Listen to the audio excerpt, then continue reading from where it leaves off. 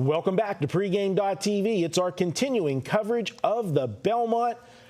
He's Richard Saber and Marco D'Angelo, and we're going to take a look at number 7, Oxbow in the Belmont. And Richard, obviously, Oxbow, huge mile in the Preakness. Gary Stevens out of retirement. You know, what can you say? I mean, here's a guy that's 50 years old. You know, I'm only a year older than him, and I can't do what he's doing, that's for sure.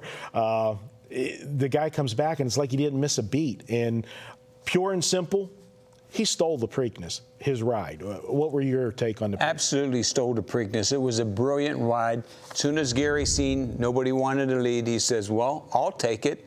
And he used his head taking it because this horse has won 3 races in his lifetime. He has 3 wins.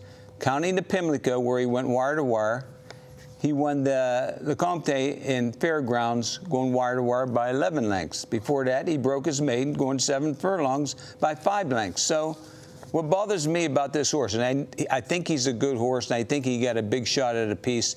I don't think he'll win this race, even though with Gary Stevens. And the only ironic thing about this is Gary Stevens fell on Saturday. He just barely escaped getting injured very bad. That was 7 days. But the last time he fell before a big race was 6 days before he won with Winning Colors. So you never know. But like I told Gary, I said, Gary, you weren't 50 years old back in then.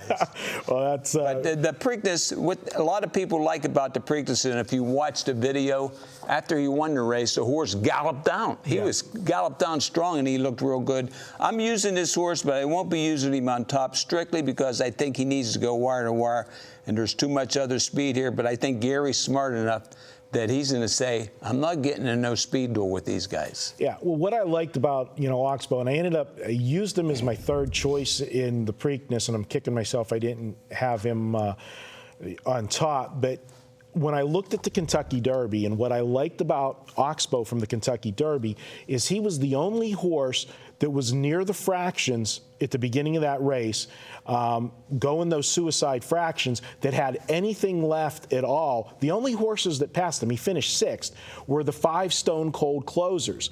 Any other horse that was near the front in the Kentucky Derby, they sent out search crews to find them at the finish line. They were finishing 13th, 14th, they're all back. This horse was the first horse to the finish line after the Stone Cold Closers. So I thought that was kind of impressive. And then when he gets this, the super soft fractions, there was no beating him. But my knock on this horse is he's got 11 lifetime starts. 6 of the 11 starts, he's run completely off the board, which means if he's a horse that doesn't get his way, he's not going to be in the way. He's not there. And that's my concern, because I don't see any way that he gets a trip where he's dictating what's going to go on Saturday. There's too much speed in the race, and we're going to have that on his pace. And with the extra distance, I don't know that he could still be there at the finish line. I agree 100%. So that's the way I see it. All right. Now, one thing that you can say, Gary Stevens is a great veteran jockey.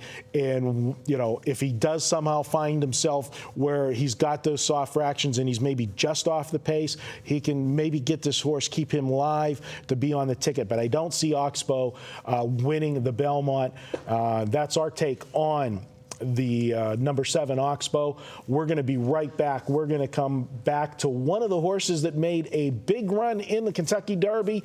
He decided to skip the Preakness and point towards the Belmont, and that is going to be number 9, Revolutionary, up next, pregame.tv.